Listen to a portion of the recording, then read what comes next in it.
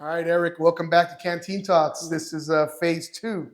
Hey, Eric, before we get started, during our break, we had a quick little laugh right now about boot camp, and this is one story I need you to kind of share with me. Um, we didn't talk about this, but I just thought it was funny because I didn't know what it was called.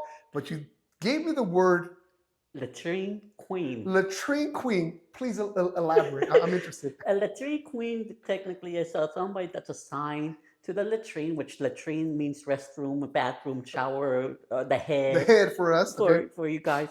That guy was assigned to make sure that the latrine was clean, no hair, everything shining.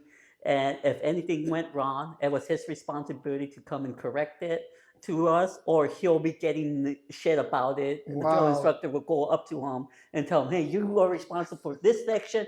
You didn't have your thing clean," so he'll get shit about it, and him will come to us and he'll give us shit about it. So the So latrine queen, that is a hilarious name we were I've called never heard. females, so that's Huh? what. Oh Yeah, yeah, well yeah, they call us ladies. Yeah, lady. yeah. So that's why they gave him the latrine queen. That is He was the hilarious. latrine queen. Okay, well, thanks for sharing. I just never heard that. I thought it was funny because I recall in boot camp we didn't have a specific individual responsible for the shower head. It was rotated Mhm. amongst us, and I don't think we ever gave our name. The worst name somebody got was the house mouse, House mouse. and those are the little dudes in boot camp that can get down low under the racks and clean it. You were one of those? I was skinny. I was skinny I then, think hey, but old. I think we all were. We all were. I remember going into boot camp at 185, 5'10", 185, Ooh. and graduating at 165 or 160 Shoot. pounds. I was a rail. My waist was like tiny.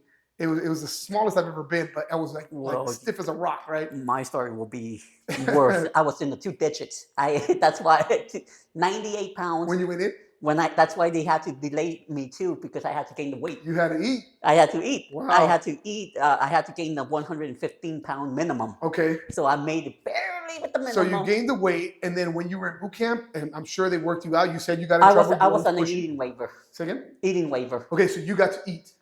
I got to eat, but waiver? What waiver? There's no such thing as a waiver. So It's funny because our house mouses, all the little guys, they were given that same waiver, and they get double rations.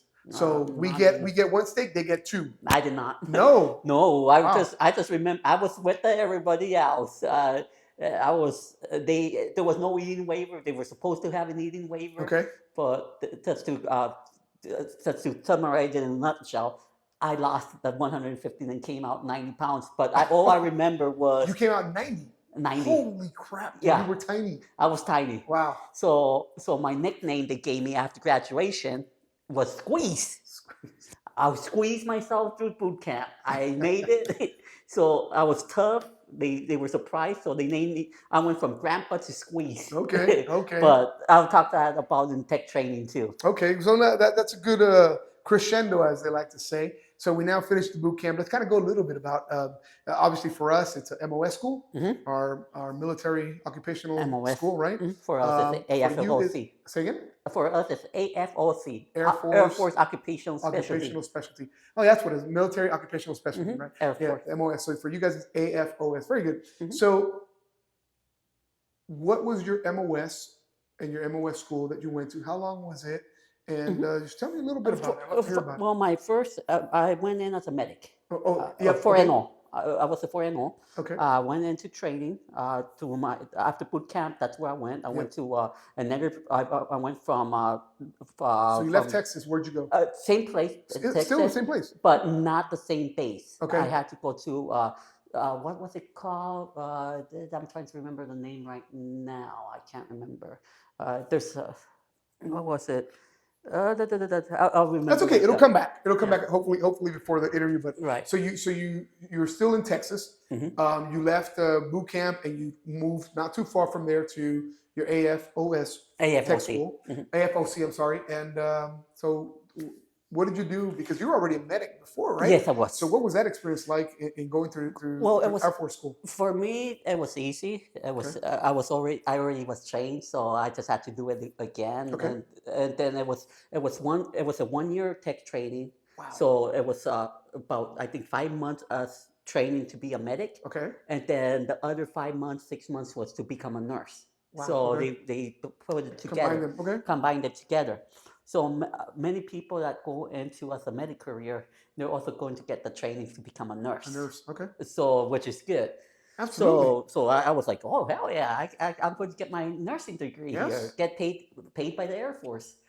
Unfortunately, about halfway through, I had an appendicitis ruptured on Oh me. wow. I just woke up one day with pain on the side, and I Okay. couldn't step. I couldn't march. I couldn't march to school. Okay. And I told my squadron leader, I said, look, I'm not feeling good. I can't march. I just can't step. Okay. But I pushed it through. I went pushing through, and Yes. then my instructor, I talked to the training facility. It's not anymore drill instructor. It's just a regular instructor Okay.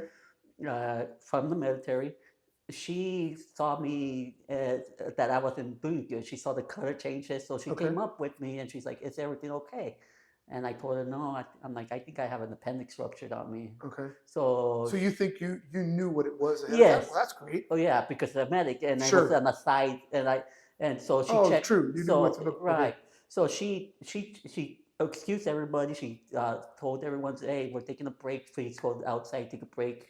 When she checks me out, and she's like, "Yeah, it's an appendix." Wow. So they had to call an ambulance. Unfortunately, Okay. there was no hospital on base, Okay. so I had to be in a community hospital. Okay.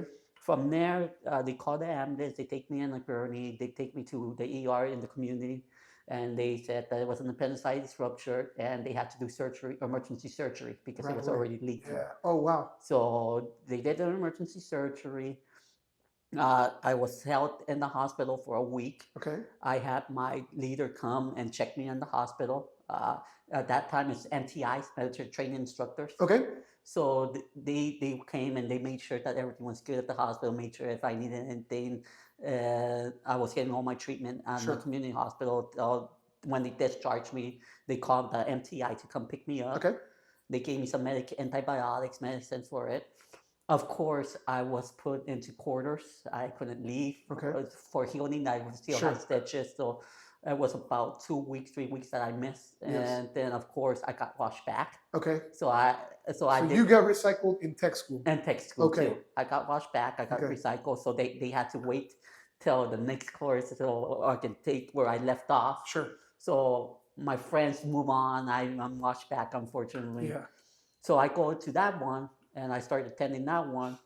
And during the washback, they had a special order on me, which I did not know what that was about. And what does that mean? Special order means that I had a special assignment Okay. that I wasn't aware of. Okay. I didn't know what was going on. All I remember was that they came up to my instructor. My instructor said, "Hey, Sergeant, not Sergeant, but Airman Arellano Okay. at that time, you are here entitled lockdown." They completely locked me down. Okay. What is? Lockdown means that I had to be under the eyes of her, or under the eyes of an MP or security forces for the Air Force, Okay. and that they had to escort me. Okay. Wherever I went, they had to escort me. I was like, okay, what's going on? Yeah, I'm curious. So I was like, okay, what the hell's going on? What did I do? And she said I had to report to the commander, the base commander. Okay. Which I was like, okay, what the hell? The base commander's that's not a good day. You're like, Tell me about it. So I got a little scared. I'm like, okay, I'm just learning the military culture. I got beat up in boot camp, of course, and now I'm over here. It's a little bit more chill. Sure. You don't get yelled at anymore. You're now focused. You graduated the whole thing. Yep. I remember saying that I was called Grandpa at that time. Now my name went from Grandpa to Squeeze, and that's Squeeze because I was skinny. Like I said, Right, that's right. why I had to add that in, so you guys know where I got my nickname from. Yes. So I was called Squeeze, and they're like, "Yeah, hey, you somehow need to go report to the commander's office, and you have to come with me. I have to take you in. You can't go back to your dorm. You need to be here." I'm like, okay, what's going on? And they say, like, I don't know. That's my orders. I'm just following the orders, what they told me. Yeah. Go to the commander. Of course, you have all these protocols, knock, salute, set Sure. attention. And well, when I was doing all that stuff, he's like, no, relax, chill. I'm like, whoa. I'm like, that's something shocking. when you hear that from a commander, and Yeah. you're like, hey, all these protocols. So uniforms off now. Okay. He tells me, hey, uniform's off now. I have to talk to you seriously. I'm like, okay, what the hell just happened? I'm like thinking 100 miles. What did I get in trouble? Am I going out? Am Yeah. I something happened to my parents? What happened? Because True. there was no communication with parents. When you go to boot camp and you go to boot camp, you graduate, your parents come, then they leave, you get shipped to tech school, and you're starting over again, Yes. and you're focused on what you're studying. So I'm like, all this stuff, and they're like, well, we have a special order, a special order, which is an executive order from the president. I'm like, from What the in the world? president? I'm like, what? They're like, you're on lockdown right now. Unfortunately, you have 24 hours to pack. I'm like, 24 hours to pack. Well, for me, that's simple. You're just with Sure. two shirts, your gear, and then the backpack. I'm like, oh, I'm already packed. I'm like, Yeah. I don't have that much stuff. They're like, well, we have an executive order on you. You should feel honored. They giving me. You should feel honored that you have an executive order directly from the president. And at that time was, I think it was the Obama time, Okay. 2009, 2010. Sure. Saying that you are going to be trained for something else.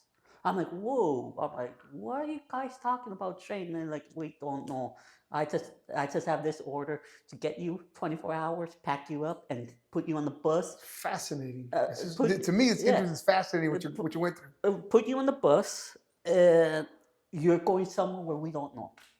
I want to know more myself. I'm like, okay. Well, they got my stuff. They got my lunch. I had to be in front of the office right there, like with the Okay. commander, with the security forces on the outside, making sure that I don't escape. I was like, okay, whatever.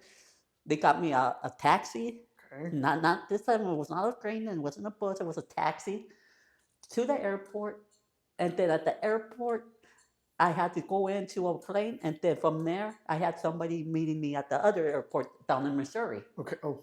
So I had to fly all the way to Missouri. Okay. So the guy met me at Missouri, and he's like, "Oh, welcome. You're Eric." I'm like, "Yeah, you're coming with me. We have to get you enrolled and all this stuff, and process you real quick." I'm like, real quick? And they still haven't shared it. No, I'm completely blind. Yes. I'm blind. I'm like, well, I'm like, I signed the dotted lines. I signed the government. I'm their property now. Right. I'm getting paid for this.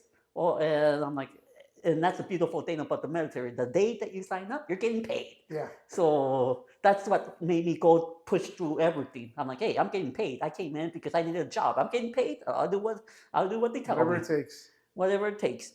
So I'm like, okay, whatever. So went to Fort Leonard Wood, Missouri. That was an Army base. Army base. From an Air Force to an Army base. I'm like, okay, this is a little interesting here now. Yes. Fort Leavenworth, you said. Fort Leonard Wood, Missouri. Okay. And I'm like, okay, why am I in an Army base and I'm on the Air Force? So they had a little Air Force unit within that base. Okay.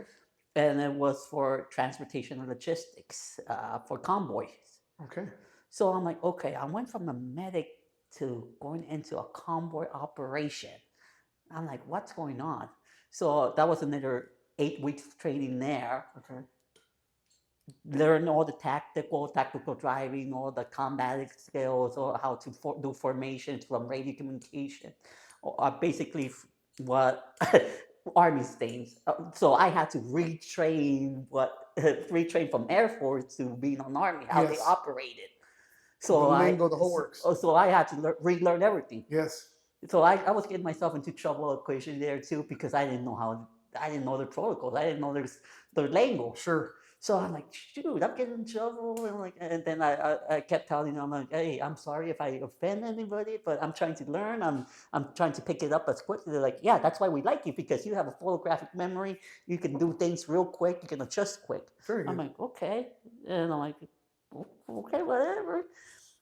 So I did the training, and then from there, once I did that 8-week training to learn how to operate 10 tons forklifts, semi trucks, tactical driving from SUVs to car training to skating, I graduated, and then right away I was shipped out of the country.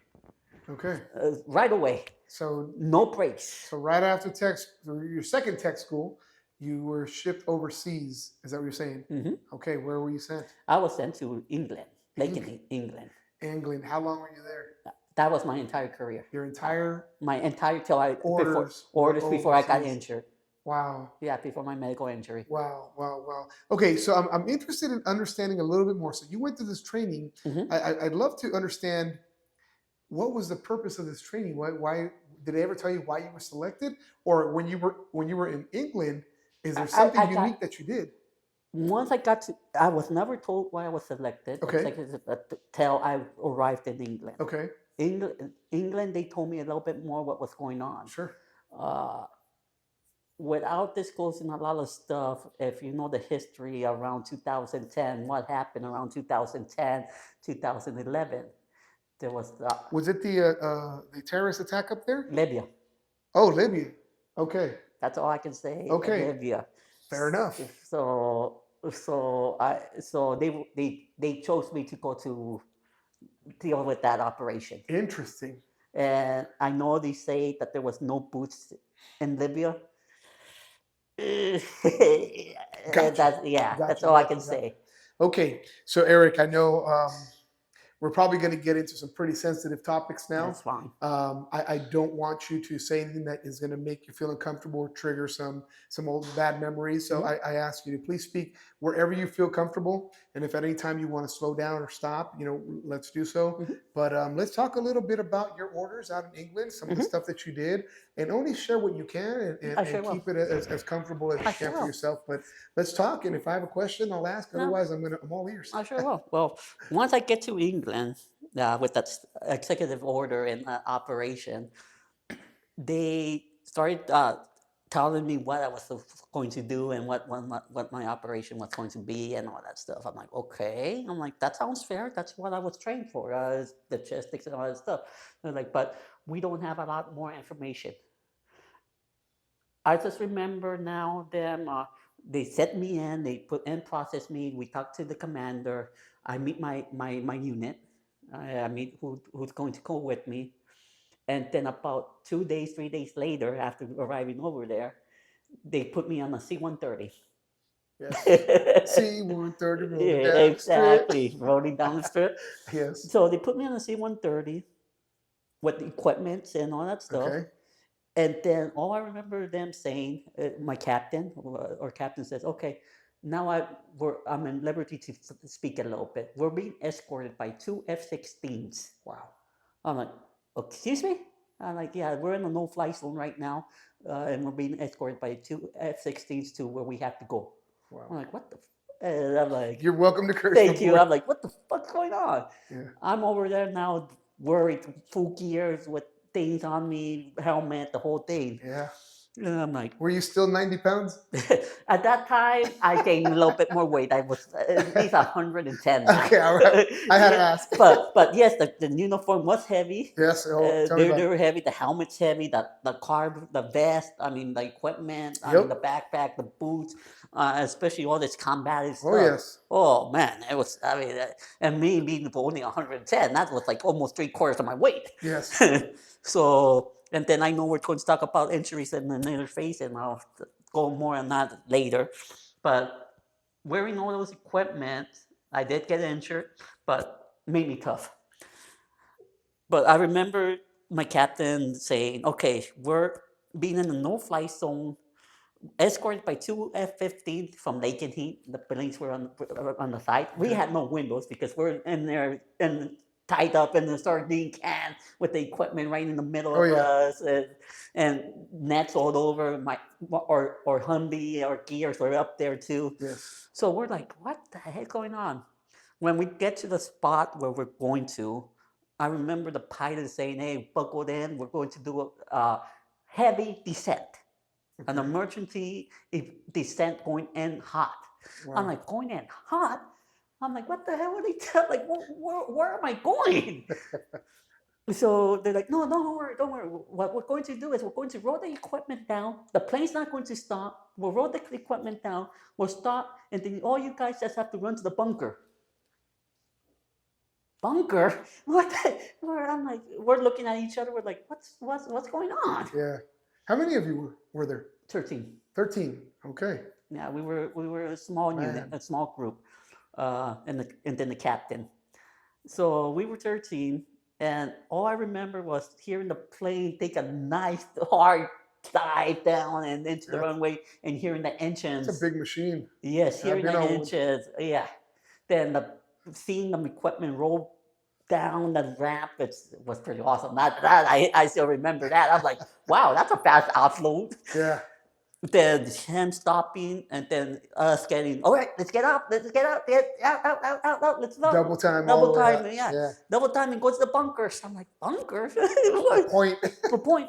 But the weird thing is we never heard shooting. I never heard shooting. I never heard any of that stuff. So Okay. that was a little strange for me. I'm like, okay, we're offloading quick, but I don't hear anything. I don't. But we're being escorted by F-16s. We're being told this. What's going on? Mhm. Well, once we got there, they started telling us what was going on, Okay. and I'm like, oh, I'm like, got it. Okay. So it was pretty cool. It's an experience. It's an experience. With me. Everyone was like, okay, this is the real thing. This is what I was trained to do at my second tech training school. Yes. But when I was there, they told me that my responsibility was as a medic and as a driver. Interesting. So I had Double duties. I had dual responsibility. Okay. So if anybody got hurt, I was supposed to pull them out. So they had me as a combat medic. I see. But Now I also, understand. but as a combat medic, but also doing transport. Sure, you understand, but because you already came in with a degree in as a medic, finishing that school made no sense. Get you to somewhere else. Now you can do two jobs at one time in a high intense area. First of all, it's got to be a stressful moment when you're It getting was. picked out. You're not being told anything. You're getting on a C-130. You're flying overseas somewhere. Clearly, you're going into some kind of combat zone, whether there's shooting or not. You know that, and that stress on the mind has got to be something. You know what I It mean? was. And then the more stressing thing is that no communication to my parents. I was with from day one that I left, from the initial phone call to the graduation where they last saw me, because they did go to my To graduation tech in school? Lackland. Okay. No, at boot camp. Boot camp. But That was the last time you spoke with them? that's the last time I spoke with them. So when I went overseas, it was 2 years without no communication. Holy shit, man! That's got to be one of the most stressful. You know, it's one thing to be about around our buddies, our peers, and the relationships we build, the camaraderie we build in the military is insane. That's your And family. even afterwards, but there's still that portion of you that you know your parents are around, or you have, even if you have siblings, and you would love to at least hear their voice once in a month or two, but 2 years with no contact. Yes. How did did anyone share anything with your parents? They didn't know So anything. they had no clue about you? Imagine the stress that they were They under. did. They did? Mhm. Wow. Yeah, I'd be fascinated to speak with them one day, kind of not necessarily for canteen talks, but just Oh, have you a can talk conversation with them and kind of understand Yes. what they went through, because Oh, they went that's through a got to lot. be brutal for them. Yes, they You want know? to share with me, but at that time, I'm still not ready to hear the story. I just heard the basics Sure. because I'm still trying to heal my Yourself, of course. before hearing their story. Yeah. I only know a little bit the basics. Yeah. All I know was that they did try to communicate with me. They called the Red Cross, Okay. and the Red Cross had no records of me of joining the military, What? and that's what I don't understand. That's what my parents tell me, that they called the Red So Cross. they had you borderline clandestine style. Holy shit. Mhm. What an order. Mhm. What orders are those? Those are crazy. Those are crazy Those are orders. crazy. All right, man. Wow. My mind is blown away right now. All right, dude. So you're there. Let's just kind of keep going there. You're there. Mhm.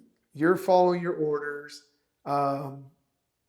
Share a little bit more if you can. Yeah, I mean, did what I needed to do, what I was trained to do the deliveries and go into war zones. Of course, they told us do not stop for anything, not even for children, not even for things. If somebody went in front of the road, we had to run them over. What? Yeah, unfortunately. Yeah.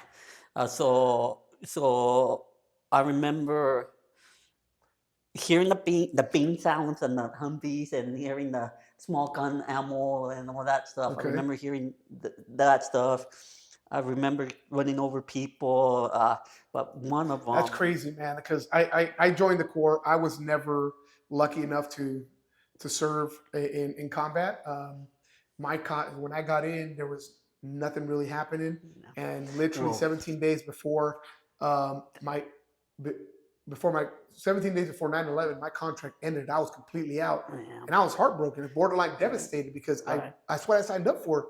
But you obviously had an opportunity, but I you did. did something crazy. I did They not. were running over I people. went in thinking there was nothing. Yeah, I honestly thought there was nothing. I thought it was in 2009, 2010. yeah, I didn't know that that thing was going on yeah, until they disclosed it to me. I'm like, ooh.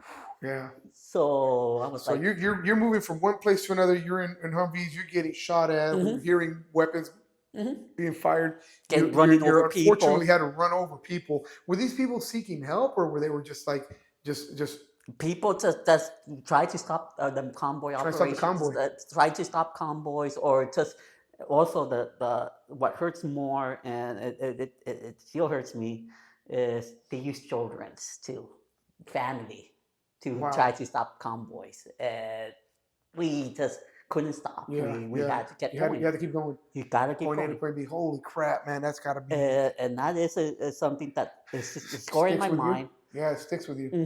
But I learned to say, hey, it was part of a job, and I had to learn how to accept it. And Yeah, I'm able to talk about it now. Before I wasn't. yeah. And I'm sorry you had to go through that. I mean, it's part of what we signed up for, right? it's part of it. And it's unfortunately somebody in business once told me it's the cost of doing business, Hmm. and I kind of look at Look things at that it as a way. business. But at the end of the day, I mean, it's still borderline inhumane. These assholes that sent families and children to Hmm. try to stop a convoy. Probably no one was going to happen, but that was their cover. Suicidal bombers, two bombs strapped around them, Jesus Christ. IEDs. I And mean, you dealt and experienced all that, huh? mhm. Fuck, I'm sorry about that, man. You've got to be dealing with a whole lot. Uh, And again, I don't want no, no, to no touch worries. things that because I No know you've been worries. dealing with a lot. No worries. But that's why I'm out, because I did Okay. suffer an injury. One of my missions. All I remember, it was a night operation mission. I remember I was a driver, night NGVs, which is night goggle visions, Okay. following the cat eye. In front of cat eye is one of those things that I don't even know how to explain. That they put on behind the semi truck, and you're following a little dot, Little dot. Okay. a little white dot that no one can see. Okay. So I was following that little dot with NGVs, and all I can remember was a big old white flash, a big old white flash. After that white flash, I it was lights out. I don't know what happened. Who Uh, was in the Humvee with you? my partner, it was my partner, the captain. Oh, the captain was with you. The one that took you. Holy I was shit. an NCO. Okay. Yeah. It was my responsibility. At that time, I was a sergeant You now. were the senior driver. Yes, I was a senior driver. I Okay. was already also a sergeant. Okay. It was my team. It was the captain was teaching me. I Okay. was learning the trade because they were going to cross train me into an officer position, Okay. into intel. Yeah, I remember So that I was part was of it. so I was also being trained while being in that operation. They were training me to become Cross-trained to to an become an officer officer. for intel. That's freaking So cool. yes, so I was working into intel operation. Okay. So I started out as a medic, going into transportation logistics, going into intel. Okay. So Intel I hear is a lot of cool stuff, but oh yes. man, okay. So Oh, it's nuts. so in that time, that's why I got out. I got out as an E5. I Okay. was going to get out as an E6. I had a line number for a tech sergeant. Okay. So I was going to pen in tech sergeant. Unfortunately, by my injury, I didn't get to an E6. Okay. So for E5 is still good, man. E5, You're yeah, sergeant, staff sergeant. that's Yep. great, and Yep. thank you for what you did and whatever you had to do out there and sacrificing yourself, man. It's fucking Right. crazy, man. But I'm here. I'm Yeah, alive. you're here, man. That's the cool That's part. Right? The good thing is you share your story. You seem to be in a much better place because you shared with me before we met here, and when I met you a few weeks ago, that you had gone through some pretty dark moments, right? Yes. And hopefully in phase 3, this is a pretty good time for us to transition and end phase 2, and as we go into phase 3, we'll talk about civilian life, and this is probably where a lot of veterans have a very difficult time, right, acclimating back into the community, back into civilian life, and the stuff that we deal with that people don't know, And obviously, just by looking at you, people won't think and know that you have something that you dealt with that were dark times, and we'll get into that, okay? Right. But Eric, again, thanks. It was fun. Great story, man. You've got me right here with like my blood pressure rising a little bit. Exciting. It's fascinating, I gotta say. But thank you. Mhm. And let's take a little break, and then we'll go on to phase 3, okay? Mhm.